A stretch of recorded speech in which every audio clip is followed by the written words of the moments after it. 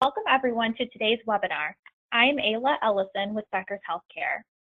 We will begin today's webinar with a presentation and we'll have time at the end of the hour for a question and answer session. You can submit any questions you have throughout the webinar by typing them into your control panel in the space labeled Enter a Question for Staff and clicking Send. We're looking forward to hearing your questions. Additionally, in about a week following the webinar, we will be sending you a copy of the presentation to the email you used to register. At this time, it is now my pleasure to start today's webinar by introducing our presenters. Sean Yates is the Director of Product Management at Ontario Systems. Sean has more than 20 years of healthcare revenue cycle management experience spanning both payer and provider sides, as well as a strategic leadership role at Experian Health, the largest data and analytics company in the U.S. As a key product leader for Ontario Systems, Sean offers a broad yet unique knowledge of the entire revenue cycle process, from registration to back-end collection operations. This knowledge, combined with innovative products from Ontario Systems, enables Sean to create high-value solutions that help providers address their challenges in revenue cycle management. Mike Duke is the principal at Baker Tilly. Mike has diverse experience and a record of accomplishment in leading people, programs, improving operational outcomes, and developing best management practices within the healthcare industry. He has led several successful engagements that demonstrated an ability to develop and implement executive-level strategies. He has been recognized for professionalism, commitment to excellence, and ability to communicate and work with senior management, associates, and customers. He has proven expertise in the areas of operations management, corporate performance management, and revenue cycle management. Mike was previously employed by an international accounting and consulting firm and had national responsibility for delivering revenue cycle improvement results, as well as the design and implementation of proven data analytics solutions for provider clients. Sean, I'll now turn the floor over to you. So there's today's speakers.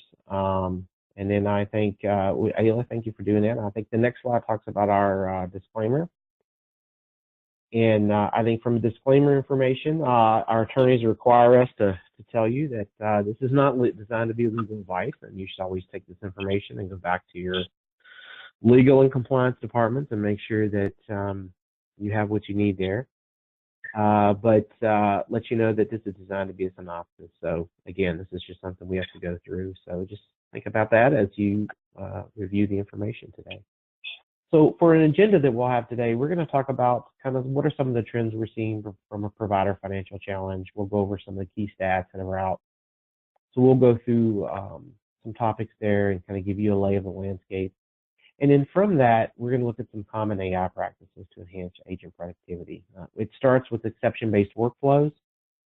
From there, it talks about more specifics about using payer data to determine when to call. How do you automate some of that claim status checks through AI and current calling as well to determine payer hold times? And then once you do have an agent who's engaged, how do you make sure you present the best data to them at once? So, and then from that, we'll take a look at a value of an assessment process in a case study and how that works with Mike Duke and Baker Tilly, and they can walk through some of the success stories there. What we're seeing is 21.8 million people are enrolled in high deductible healthcare plans. That continues to grow. It's a 9.2% increase for 2017. We may have reached a tipping point. I did read an article just last week that talked about how, employers are trying to find a way to cut that cost because they don't want to transfer more to the patient. And large employers are trying to do maybe direct contracts with providers. You've seen some of that. So we'll see how this number increases. I think it still will because the small employers will still have to find a way to do that. But I think it will continue to increase. The next trend that you'll see from that standpoint is the cost of ACA and the cost subsidies being repealed, the changes in Medicaid eligibility.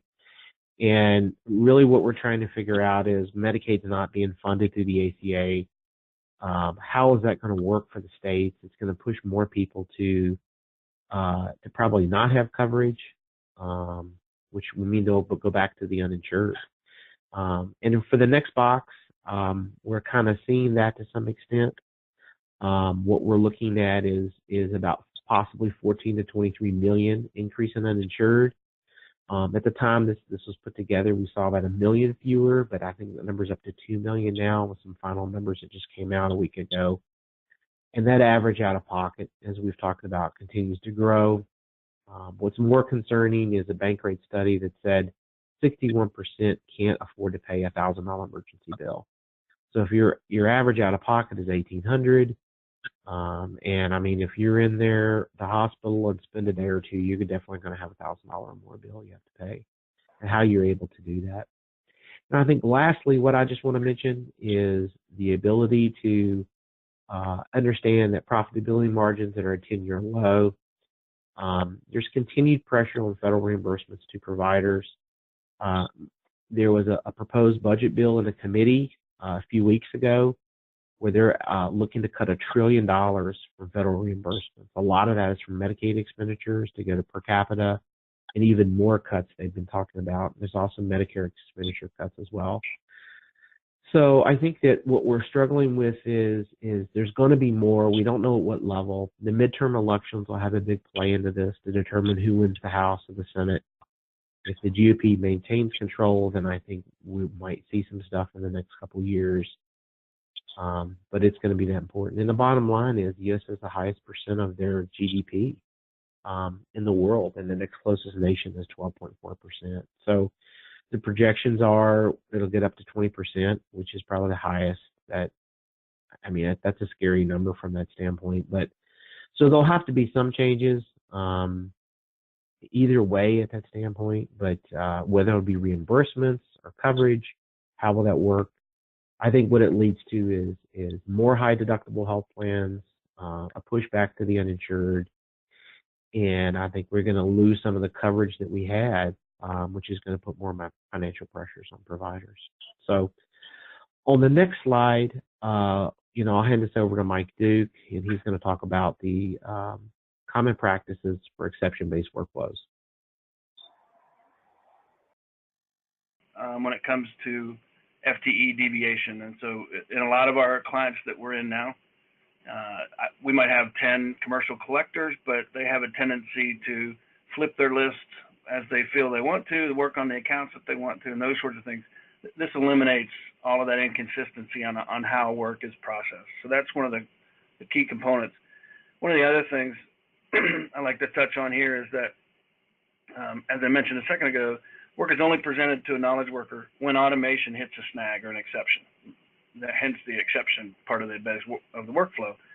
And so we want to use things like robotic process automation, automated routing of accounts, automated appeals where we can, those sorts of things, so that the calories that our people are expending on work is much more valuable than what we have in our current environment. What it also allows for is a tremendous amount of the activity to be automated. And, I mean, we've seen some things, Sean, I'm not sure what you guys are seeing, but we're seeing sometimes up to 70+% of work pools get reduced due to the automation. Yeah. And so that's a valuable component if you think about FTE cost and how can we take some costs out of what we call the healthcare ecosystem. And then go ahead, Sean. Sorry, Mike. No, I was just going to say, I think you're right, Mike. We do see that. We do see, it's either reduction in FTE or, more importantly, if you're not getting to a subset of your accounts you need to, then they work smarter and faster. And I like to use the term resolution action. And what I mean by that is that when someone engages an account, it should be decided, this is what I have to do to fix it. Now, obviously, there are snags where you have to go in and you may have to actually call an insurance company. But even then, there's things you can do, which we're going to talk about, that can help you. But that resolution action, and today, what we see is when we walk into our clients is we see they're queuing accounts up to look at it to see what needs to be done to fix it. And exception-based workflow, what Mike's talking about is how do we get rid of that step? How do we determine what needs to be done and then move it there? I mean, if it's something needs medical records on an insurance claim, it should be in the medical records department, and they should be sending it. No one should have to look at that account to determine that. And that's what Mike's talking about. And so, yeah, I would agree, Mike. I think that there's a lot of room for improvement in this area and space.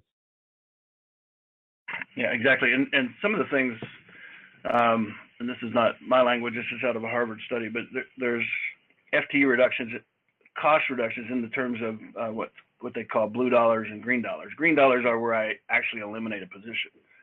But what we see predominantly in healthcare, where everybody's short staffed somewhere, it's that blue dollar where I don't have to hire somebody new. I can reallocate positions and not have to absorb new costs. So it is some cost avoidance as well by taking care of some of this automation. But really the things to take away from an EBW diagram like this is that you get to limit employee deviation because you build rules exactly how you want them to be, as opposed to some policy and procedure that sits on a shelf and nobody ever looks at.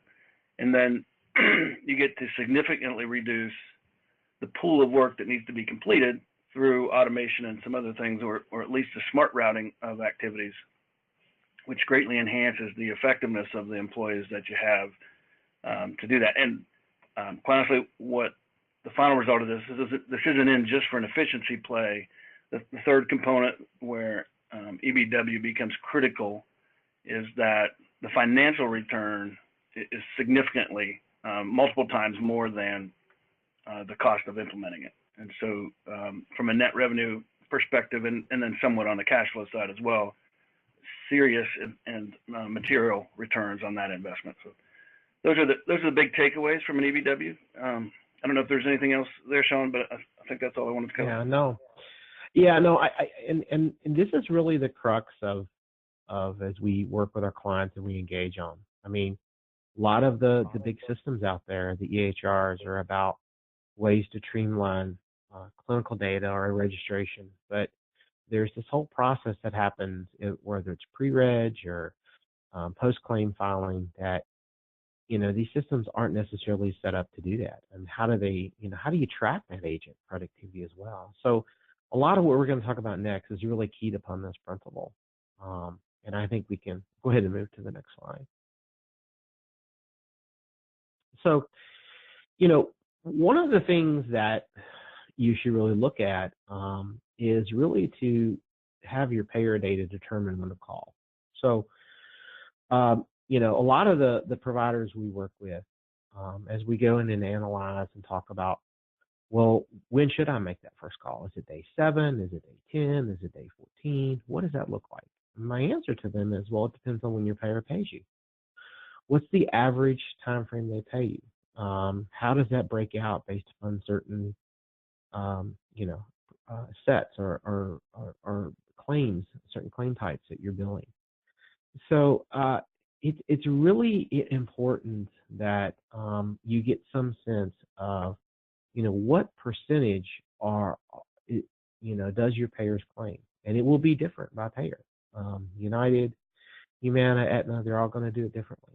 In this example of a client, we went in, we helped them do that analysis, and day 15, 25% of the claims paid for this particular payer. Day 30, it was 45%, and day 45, it was up to 70%. So in their mind, they said, okay, well, if 45% of my claims pay around day 30, then I'm probably going to, the average is going to be around, let's say, 38 days. So I'm going to make that phone call maybe between day 30 and day 38 as that first call. And then it's not that you don't want to know what's going on in those first 30 days, but there's methods to be able to do that. There's a way that you can go in and check the status. And it's not just through a standard EDI transaction, but there's other ways. So the whole key to this is we talked about exception-based workflow, is find a way to automate or check the status of that claim, and then make sure you utilize your manual resources based upon those key data variables. Go to the next slide, please. And one last, as we're transitioning, Sean, the other thing you can take into account, which is very hard to do inside of the core systems now, are looking at your payer regs. So if your state, for example, the payers don't have to pay for 40 days of clean claim receipt, It doesn't make a lot of sense to call them on day Yeah. 30 and have payment. So, Right. you know, you can fine tune a lot of things that way with a sophisticated tool as opposed to the work list or work queues that are available to you now. Yeah, that's a great point, Mike. Thanks for bringing that up. So as I go back and we talked about when they should pay, I mean, it doesn't mean they're not going to adjudicate something before then too, but putting something in a work queue and having someone log into a website or call the payer just to tell them that it's pending, or maybe they need medical records. This is where your AI process starts to come into play. So now you figured out when the payer is going to pay. You're looking at the state reg of when they're going to pay. So now you use an automated tool, like an automated claim status check. And you leverage this embedded claim stats vendor to analyze website data. And I think this is key because in the EDI world, we haven't gotten to the point where we've really gotten to enhanced data. There's attempts to try to expand that, but the bottom line is the payers use specific codes on their site that mean specific things. So if I'm in F4 and I have this payer code and I have this reason code that's in there, that means something for United in particular. So utilizing that payer data to really dictate your cadence. Responses move accounts through the workflow to specialized teams. So you could get a denial category code, but that denial over here for Aetna means, oh, you need medical records. So they'll pay it if you just give them the medical records, let's say from an ER visit as an example. And so now, not only have you eliminated a manual person reviewing this to determine what needs to be done, but now you focus on account resolution actions with your manual resources. So if 25% of those claims get paid, well, even if you see that as an example, you set it ahead 7 to 10 days for that payment to come in. The system should be able to automatically do that. It should be able to interpret that information that comes back and push those accounts out. And that's the critical point that really what this is talking about is that you determine when you're going to get paid, okay? What we start at the top of exception-based workflows, you determine who's going to pay when, and then now you plug in tools like this that are going to get you information up into that point where you make the first phone call. So you're not ignoring the claim, you're still following up on it. And then so we'll go to the next slide. So as you think about that from that perspective, as we showed on that chart when we were looking at the average time frame when the payer pays, that really boils down to there's still 45% of the claims that pay and 55% that don't. So there is going to come a time where you need to call. I mean, if the average time frame is 38 days for Aetna, and you're at the 39th day and claim status is still coming back with pending, you need to make a phone call. But think about what it takes for an FD to make that phone call. They pick up the phone, they review the account. Oh, I need to make the call. I mean, if you haven't done any of this stuff up in front to figure out what's going on with the account. So now I got a call. I know it's pending. That should already be presented to them. The system should automatically make the phone call for you. It should be able to navigate the IVR. It should be able to estimate the whole time in real time. This is where neural type, this is really where the epitome of AI comes into that place. And it's constantly evaluating that whole time. I'm talking every 15 minutes to determine where do we need to drop this call to the agent. And when the agent does get on the phone and they talk to the payer, then you estimate the average talk time for those for your agent, for that particular agent. And you can currently dial another call at the same time. Your system can go out, navigate the IVR, because if the average hold time is 8 minutes and you're on the phone for 10 minutes talking to the payer on average about several claims, well, you should be making a call at the same time. If for some reason a payer rep comes available, the system should be able to pop it to another agent that's available at the same time. If there's no agents available, it can cancel a call from that standpoint and redial it at the same time. So it's all about streamlining what they do and this ability to navigate and estimate workflow. And then you build that into how you estimate your staffing and what that staffing needs to be. So we can go to the next slide. Now, at the same time, that when you do get on the phone and you are talking about claims, you need to be able to look ahead while you're talking to that payer. What does that mean? Well, pull the accounts you have for the highest value to maximize your talk time. All right. Open them up in multiple tabs. You shouldn't have to punch in account numbers. You shouldn't have to hit update the account to hit next. Okay. You should have 4 or 5 accounts up in a pooled environment. They're your highest dollars for that particular payer. All right. And you click on them, they pop open, they open. You on this tab, as you're talking to payer, you document what you need, boom, you go to the next one. Click on that tab, go to the next one. Click on that tab, go to the next one. Again, how do you present the data in the most quickest and fastest fashion so that your rep can move through that as quickly as possible? Because if they have to look up an account or hit get next, and it's not necessarily an account they want to see, it's not going to give them what they need. And then this helps you streamline this, because now all of a sudden, instead of having teams that are dedicated for United Healthcare or Aetna, then you could have teams that are actually Aetna and United Healthcare and Humana combined. And the knowledge of this group, they can actually take accounts together, and they're one larger pool, which makes you more efficient, which is what Mike was talking about before. So, Mike, if you have anything to add, I think the next slide is probably going to be yours. Okay. No, I mean, we'll get a little bit into, how do you determine what you need and where you need it, kind of stuff. And so, one of the things that we try to work with the guys from Ontario is our assessment process around automation. And so, we use a technique that's called triangulation, and it's fairly complex a little bit, but it's also pretty sophisticated in the way that we take a look at all things operational. And so we start with a significant set of data transactions at the granular level of each transaction. And so we'll evaluate, for example, a year's worth of 835s.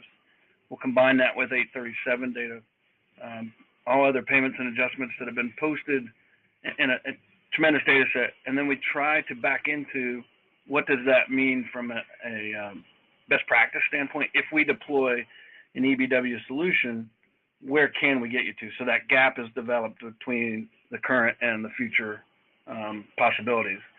We then take a look at that from, we also then interview management teams so that we can get a sense of what they think is happening in their environment. And then we'll turn around and go watch people work for a few days and document, again, the discrepancies where management believes the policy is ABC and the staff are working around that like crazy just because it's almost too complex or too complicated to do the work the way it was designed to be done. And so we traditionally find a lot of deviation between management's belief and staff's activities. And that's usually the byproduct of that is usually poor performance from a revenue perspective. And that's how we tie all of that together. The real big piece of that, though, is it allows us to identify very quickly where deploying exception-based workflow and automation will have its highest impact. We don't want to move the deck chairs on the Titanic just to move them around. We really want to try to save the boat. And so we do a lot of things where we evaluate what's the financial return, what's the ROI and the investment and all those things so that we can build a business case that says, this is a significant return to you, and this is how we would structure it if we did that. And so that's the purpose of triangulation. And then on the next slide, we get a little bit, this is an actual example of a recent client review. And these are just some of the high level things, but based on that triangulation method that I discussed, we saw basically 5 major trends.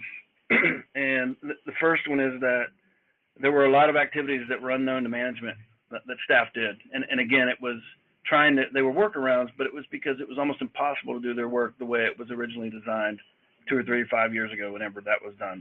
And so there's a lot of discrepancies there. The second one was they were not using any of the work lists that were available to them in the system. And people were assigned, this blows my mind in 2018, but people were assigned work from Excel spreadsheets, causing a tremendous amount of manual rework to get that done, updating spreadsheets, then posting notes into the system, all those things that are time deterrence and really limited the productivity that they could hit. But while we have up here, they used Excel to manage work, they also used Outlook to request information from other people. So you can imagine, unless I manually remember to put a tickler or flag that email, I'm going to kind of forget that I had that task until I get that account the next time on my spreadsheet, and I'll be like, oh yeah, I remember that now. So a lot of manually intensive activities. So another place where we said, you know what, if we put in the right BBW solution, all that routing and escalation and all those things can be built into the business rules and taken off the plate of an individual to try to remember those. The third piece, because it was so cumbersome to do, there were really no standards for productivity. There was a lot of, well, we tried to hit X number of things. The important part was, though, even where they were trying to hit a specific number, they weren't really focused on the outcome of that number. And so there wasn't a way to track the effectiveness of employees, maybe a little bit on the productivity, but we found that a lot of people were padding their stats, if you will, and the numbers weren't quite adding up from accounts touched when we evaluate that in detail. And again, that was primarily driven by the fourth bullet, which is people were responsible for tick sheeting. So I worked 15 today, and they just did their little tick sheet, and that was it. Well, as you can imagine, I'm probably going to put 20 if I did 18 or whatnot. If I even looked at an account, I'm going to put a tick sheet down. And so the effectiveness of doing any work was not really represented in that number. And then the little bit of automation that they could have employed, again, through work listing in their core system, they did not use that. And even if they had, quite honestly, the limitations in that big box environment really wouldn't have helped them much. We could have tracked it a little bit better, but it wouldn't have processed the work any smoother or faster. And so the reasons they didn't choose to go that route were at least understood, if not recommended. So what does that mean to an organization? On the next slide, you'll see when we compile all of that together, and again, those were high-level findings. It was actually a 35-page report that came out of that effort. But the big takeaways here are, in the first year of putting in an exception-based workflow, we predicted that they would have somewhere between 18 and 20 million in improvement. And a lot of that came from decrease in denials or loss of denials through their appeal process. We could track them smarter, we could track them better, we could get on them quicker. We through the use of RPA, we could know about them significantly faster than we would through an 835 transaction. And we can start taking efforts to improve or appeal those. The second was this one, they were overstaffed pretty significantly, and this was a small to mid-sized organization. So $1 million plus may not seem that high, but for this group, it was a nice little reduction. And then the vendor fees they had, because they just couldn't get to everything, ran in the $4+ million. Actually, I think it was about $6 million. And we figured we could take 4 out of that because we could now get to more work than they had previously. So in just 12 months, they were looking at 18 to 20 million, which is a significant return on the investment. And then there were also some short-term cash flow opportunities. But overall, a really solid estimate. We got low and high, but on the very high, what we thought might be achievable was really closer to 28. And that was a number we just thought if we put on paper, their heads would spin and it would go unnoticed. So we wanted to put something that we knew was realistic for them. And this was a pretty significant financial opportunity. On the next slide, we got some of the recommendations that would get us there. And nothing magic here. We've been talking about it this whole presentation, but really standardize the workflow, put in EBW in its simplest terms, enhance the reporting. The nice part that we've not touched on much from a exception-based workflow standpoint is the transactional data that I now have on employee performance and everything that they're doing, when they do it, how long it takes them, what are the gaps, what are the outcomes. Those are pretty significant. And so I can really have deeper visibility into my operations And by the codification, I can ensure that we're following our policies and procedures. And then the only trick then is teaching people to be as good at their job as possible, so that when they deal with a payer on the phone or whatever activity they had, make sure that they're highly effective when they have that touch. And so that was one recommendation. To do all of that, it was to implement an exception-based workflow tool, put some things in place where automate the eligibility. At this case, they were pushing a button to do eligibility, where through some of the EBW, we were going to launch that automatically and then bring back the results. Also, with a little bit of authorization obtainment, try to semi-automate that. There were some options there. And then where we needed some interaction, embed that back into the workflow so that, again, I can report and track everybody's performance and where we're missing things.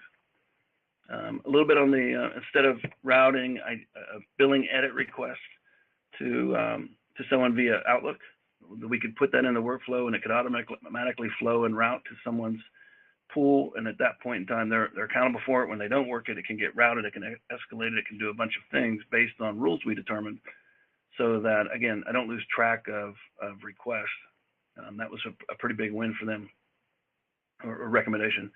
And then the real takeaway was the ability to do claim status, so that they didn't touch accounts they didn't need to. And that was where that vendor fees were going to be significantly reduced, and was through the elimination of a large amount of the work that they didn't need to touch. And then again, make sure the processes are state of the art of the possible. What can we do? A lot of the things that we see with our clients is that any new tool they get, they want to replicate the tool that they had or the process that they had. And a lot of times that's just paving a crooked path, as opposed to straightening out the path and seeing what we can actually eliminate and automate. And so there were some things there, that specificity around the development of state-of-the-art flows. And then through the use of deployment of exception-based workflow, you can improve your process controls from a workflow standpoint and hold everybody accountable. And you can actually create automated scorecards to know that, Mike is a B performer and Sean's an A performer. What do I got to work on with Mike so that I can get him up to Sean's level of performance? So there's some real enhancements there, as well as from a staff development perspective. This also allowed us, as I mentioned, it improved our analytics around revenue cycle activities. And so we could have a lot deeper visibility. They had limited exposure, as you can imagine. If I'm working things on a spreadsheet, the ability to track and understand what work's being done, what work hasn't been done, what work hasn't been done well. We were able to recommend some ways that they could do that. And then, of course, redesign the CBO to better align work tasks with the new technologies. So those were the high-level recommendations to drive to that, 18 to 20 million number that we put out there for them. Finally, on the next slide, how do we, a little bit of why this approach? Why do we look at Ontario and their tool from a exception-based workflow standpoint? While the graphic just kind of shows the communication of the two systems. So we've got our host, it sends information, accounts, updates, everything else to Artiva, and then we send results back and do some things there. That's not the important part. Why we use Ontario and their, in my opinion, industry best practice tools is we want that best practice, right? And we want those capabilities, and this is a great way to do that and give us the codification of workflow that we need. It also maintains your individual facilities kind of intellectual property. It allows you to have what is best practice for you. I know the healthcare industry is terrible, and this has driven me nuts for 20 plus years. Everybody wants to compare themselves to somebody else of like size 18 states away, not knowing what their education level is, what their resource pool available to hire from, not knowing what technologies have. It's really just, are you 100 beds? I'm 100 beds. How are you doing? And I think that's the wrong way to look at it. When you have a tool like an exception-based workflow tool, you can build what's best for you locally based on the skill sets and the payers and everything else that you have to deal with on a daily basis. And so you get to own some of that as intellectual property. it does allow you, as I've mentioned several times, you get to put your rules in place that are important to you, and you can administer them and, as I mentioned before, codify those. And then everything becomes exception-based. People shouldn't work just because I got a list of stuff. They should work on things that we know need to be worked on because they've failed at some extent. And even as they're sitting in a pool to be worked from an exception standpoint, data may come in that changes that event, and then they can automate and flow, and they get taken out of the pool automatically. And so really, truly, this is exception-based auto-updating of counts, flow, and the work that needs to be done. And then one of the nice things about it is, as work is not completed, I can either manually or automatically escalate to a team lead, supervisor, VP, whoever I want to send things to in an automated fashion based on the rules that I establish. And so I'm no longer reliant on somebody sending a message and hopefully somebody listening to it when we need to escalate something. So yeah, Mike, I think you, oh, sorry, Mike. Nope. You're done. No, I was done. You're good. All right. So I just wanted to say, yeah, Mike, one of the points that you brought up that on one of the earlier slides was the tick sheet and how they go in, they mark it that they worked it and so forth. And, you know, some people want to say, well, we don't use spreadsheets. You know, we have a workflow system. They go in, they look at the account, they work it, and then they go to the next one. So even in that scenario, the question that we routinely ask is, how do you know they worked it? What did they do on that account that qualifies that it works? And so just going in and looking at an account doesn't mean that you worked it.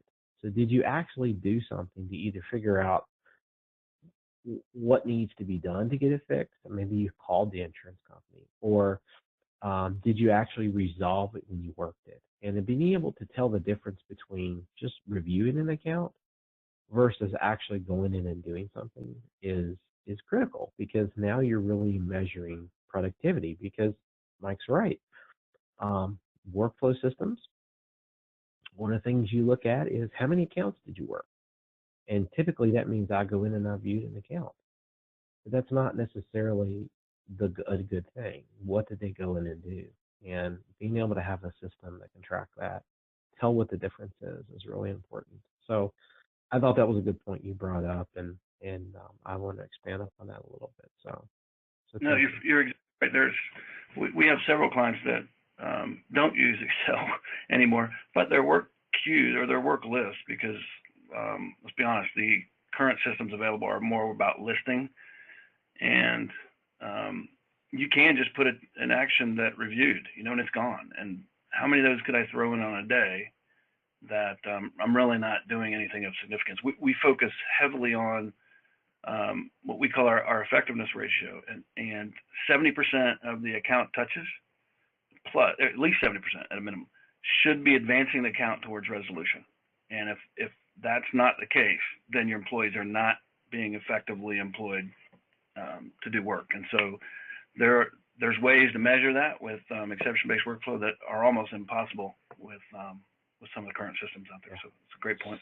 And yeah, and you know, I mean, that's really what we're talking about. Is we're talking about this next level.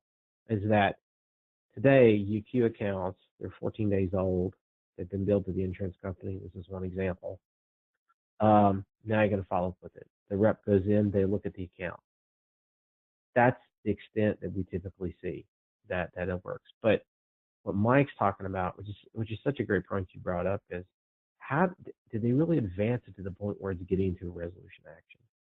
And that number, I mean, can you go in and tell today in the process you have that 70% of your manual, your most expensive resource you probably have in your budget today, a manual person is moving that account forward? Can you tell that standard? And that's really what, and then managing it. I mean, what we see, and I'm sure all of you on the phone are seeing as well, is it's going to get tougher. Reimbursements are going to be cut. Medicaid, Medicare dollars. Patients are going from having insurance to not having insurance. And, you know, you can go to value-based programs, you can go to ACOs. It's only going to get you so far. In the end, You have to be able to do more with less. And through exception-based workflows and automating what you do, the resolution actions, focusing on types of things that Mike talked about, are going to help you bridge that gap. And I think this is an important message, and this is why we bring this forward. If you take nothing else away from this, look at your processes, figure out how you can get to this point, because I think it'll help you get there. So. And there's one key. I gave you the 70% on effectiveness, which is constantly, that's through years of empirical data to get to that number. But what I'll also tell you we have found, and why exception-based first workflow is critical, is that if I can get a staff member to do one more activity a day or whatever the volume is, that's an incremental gain in performance. If I can increase the percentage in which they are effective, that's an exponential growth in their ability to help the organization. And so it's not always the fastest person, that does the most. It's the person that does the best. And being able to measure those, like I said, is a very difficult task, if at all, when you don't have an exception-based workflow and some of the intelligence that comes out of that, those granular transactions. And so if you really want to get performance, you've got to be able to measure both of those things and compute that score. And honestly, there's very few systems that can help you do that. Great. All right. Well, I think we can open it up for questions at this standpoint. I think that's the next slide. Yeah. So if you guys have any questions, or Ayla, I'll just hand it to you. I'm sorry. Go ahead. No, I just wanted to thank you both, Sean and Mike, for that fantastic presentation. I did want to give a quick reminder to everyone on the phone that a copy of the presentation will be sent to the email that you used to register within about a week after the webinar. But like Sean said, we will now begin today's question and answer session. So please submit any questions you have by typing them into your control panel in the space labeled "Enter a question for staff" and clicking send. And we'll try to get through as many questions as we have time for today. And we've already had several questions come in, so I'll go ahead and get started with the first one. And this question is for either Sean or Mike, and it is, how do you get started with an assessment? Mike, I'll let you take that one. Yeah, I mean, you can do these internally or externally. It's self-serving. I understand the way I'm going to answer this, but in my opinion, it's getting a third opinion. Somebody that's not politically entrenched in the organization is a vital role in the assessment process, because you want to be able to take all the pet projects out and really see where the value is. But whether you do it internally or externally, it starts with the data, and it starts with a tremendous amount of transactional data. I've been doing assessments for well over 20 years, and we used to have to go through and sample records and those sorts of things, and try to extrapolate that over a course of 12 months. It's just not as effective. And so the data that's available to us today is highly effective in identifying root cause, process breakdowns, opportunities for improvement, and all those things. And so it really starts with the data, so concentrate there. And then from that point, like I said, through the triangulation method, really focus on, I would put less weight on the management reviews and more weight on watching people do work. It's almost, if anybody's read the history of manufacturing and production, like at Ford, where they used to have people walk around and actually just document all day what people would do so they could put it on the assembly line and streamline it. That's almost what we do, and what I'd recommend you do is really study how people do their jobs, because it has a direct correlation to the outcomes that you're going to determine based on the data. So I hope that answers your question. Thank you so much, Mike. And we'll go ahead and move on to the next question. And this question is, what systems do you use that do the auto dialing and navigate the IVR automatically? Yeah. So that's a great question. So we have our software that we have today. We have an embedded solution that has it's a patented algorithm through a partner of ours that they've created that actually, as I said, checks the hold times on a 10 to 15 minute basis. And What that does is that translates into how they process it and how that sets up. And from there, that is integrated into the platform. So as you talked about, as we go through that process and you determine what needs to be done, the average time it's going to get paid, and you do claim status and it's still pending, and then you need to call, well, it's all integrated into the platform so that the telephony system actually is integrated. So it records all the calls. It takes into account all of the activity that you happen. Calls are, even with insurance companies, those are typically important calls now. We see a lot of our clients record those.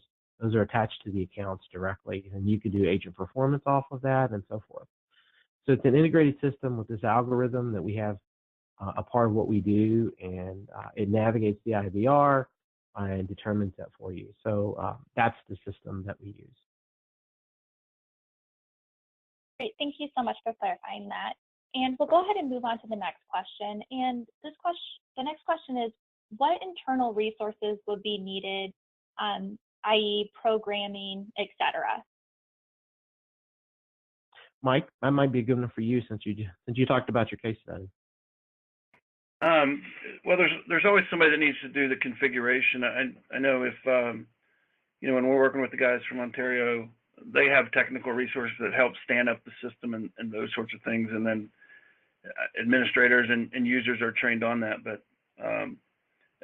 in my opinion, the better question is, from a resource standpoint, are the process experts that are needed, because they'll bring in guys that say, okay, how do you want this to work? And then they'll help you program that and develop those things in conjunction with that request. But what we've found is having somebody that deeply understands how work should begin. Again, what I said in the very beginning, the art of the possible as opposed to not what you're doing now, is really where the gains are made to some extent. Internally, I think some of the projects we've been on, 2 to 5, maybe depending on your size, of people that are trained on the system. But to stand it up and get it running and get it in production, I think is fairly limited, other than people that are capable of extracting the data files that you might need out of the various systems to put into the workflow. But that's my take on it. Thank you so much, Mike. And the next question, this one is for Mike or Sean as well. And the question is, the discussion was primarily for AR. Can these same systems be used for the authorization and referral process? Yeah, that's a great question, and that answer is yes. We actually have clients that utilize this software for their pre-reg and processes and authorizations. So it can be whether it's contacting the patient, followed up to get referrals set up through the authorization process. They've actually significantly, one client in particular, actually, they had 2 separate call centers that were handling this, and they cut their FTE by, I believe it was upwards of 30%.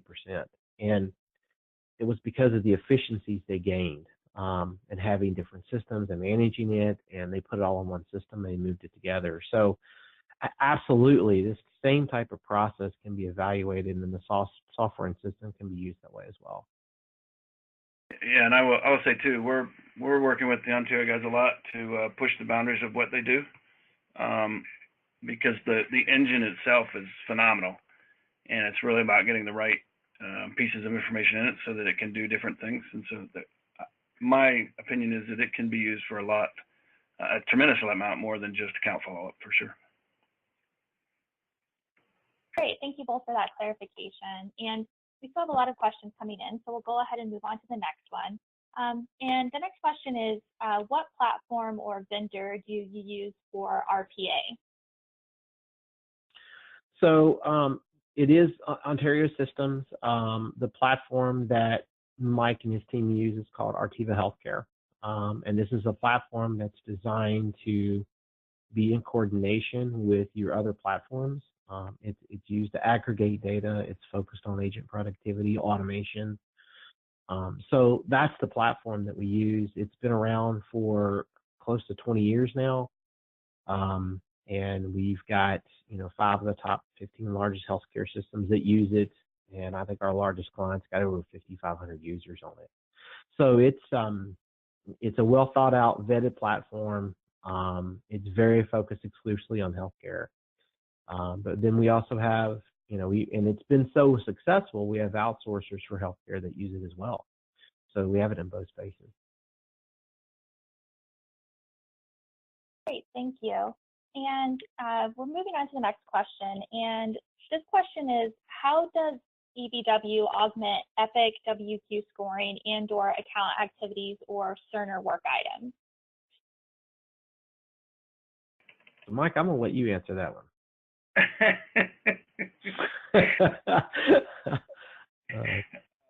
But our opinion, and this is Mike Duke's Baker Tilly provocative opinion, to be quite honest with you, the scoring within Epic that they've recently rolled out is capabilities that should have existed 20 years ago. It's a dated approach, so it's basically taking a few criteria and force ranking those accounts. So does it integrate? Yes. The guys have a wrapper. I can't remember, Sidekick, I think is the potential name for it, for some of those things, so that you can do smarter routing within Epic and potentially Cerner to try to enhance that capability that they've got natively. And it does a great job with that. There is some benefit, though, extra benefit, by eliminating the probably 2,000 to 3,000 work lists you have in Epic and pooling those inside of Artiva for smarter and faster and more appropriate routing. But if the question is, does it work with Epic and Cerner from a enabler? Absolutely. There's a lot of tools in there that are, again, in that Sidekick wrapper that help navigate those work lists and drive workflow. Great, thank you so much, Mike, for that explanation. And we'll go ahead and move on to the next question. And the question is, do you scan all systems, including insurance? So what I'm thinking this question is talking about is, do we go to websites, scan insurance websites? Do we do other sites like authorizations and things like that? So there are other abilities. One of the beauties of the tool we have is that we have not chosen to build everything ourselves. So, going back to what Mike talked about before with Epic and the work queue scoring, that is a piece of that. But what we've chosen is we go out and we find some best practice vendors, like the algorithm to navigate insurance companies. We found this company, a couple years ago. They had a brilliant algorithm, but they didn't have a solution to really augment all the data and pull it together, and it was a natural fit for us. So we do have some other areas that I'd be curious to know, exactly what you're looking for. So if you do want to reach out, I'd be happy to talk about that some more. But insurance is the big one, and we do partner with that. Because you can imagine how complex that is. But we have other things we check as well, whether it's eligibility through self-pay discovery or something of that nature, financial data that we include as well. I mean, there's other things we include as a part of the process. Great, thank you so much. And it looks like we have time for a few more questions. The next question that came in is does it work with MedHost? And if so, how? Yeah. So Artiva Healthcare is designed to be a platform that is almost like we sometimes like to call it a sidekick or a GPS part of solution that kind of helps you. And it's designed to supplement those systems. So does it work with MedHost? Sure. It works with any system that you can get the data to and from. And there's typically ways to be able to do that. And Mike's team is very good, and they've developed those processes. And we have our own processes. I mean, there's standard extracts with just about all the major systems that we can go in and talk to. So we have API services, web services calls as well. that we can utilize. So there's really a lot of different ways to be able to do that. And yes, we have worked with MedHost. I saw that question. I'm just going to go ahead and answer that one now. In the past, so I'm almost positive that we have. I can double check that and make sure, but I'm pretty sure that we have. There's very few systems we haven't at this standpoint, and getting that set up in there. I don't know, Mike, if you want to add anything there. Yeah, I'm pretty certain with Sean. I'm almost 100% certain that it is integrated with MedHost. We talked to 2 clients in the last month that are on MedHost, and there were really no roadblocks to deploying the EBW. Great. Well, thank you both so much for kind of jumping in on both those MedHost related questions. It looks like we have time for one last question, and I'll go ahead and ask you that one now. And the question is, how is automated website claim status checking different than an EDI request? Yeah, so the difference between the two is that, and if there's any payers on the call, I'm going to apologize in advance. But the payers have a lot of customization. So they take the category code, they take a reason code, and then they clap on or attach on something that is their specific code that they have. And that just doesn't exist in the EDI process today. There's efforts to try to enhance that. There's some work that the Blues are doing with Anthem, with Ability, but I've looked at that and it still doesn't get to that level. And that code that they have that's unique to their website can then come back in a combination with that claim status and reason code to make a difference. So in that scenario, it really provides a lot of insight. And if you're really going to automate what you do, and this is where that AI component comes into, is, again, we have a partner that we work with, and this is all they do, and they're experts at it, and they're good at it, and they constantly update this information. So instead of rebuilding the wheel, like you want to go out and think about a system that's trying to do this from the ground up, it's a lot of work. So we have a lot of this already built, and we've integrated the partners, and that's really the major difference. So, and then Mike, if you want to add anything, go ahead. No, I think you covered it on that one. Thanks. Well, that is all the time that we have for today. I want to once again thank Sean and Mike for their excellent presentation, and Ontario Systems for sponsoring today's webinar. Please enjoy the rest of your day, and we look forward to having you join us for future webinars.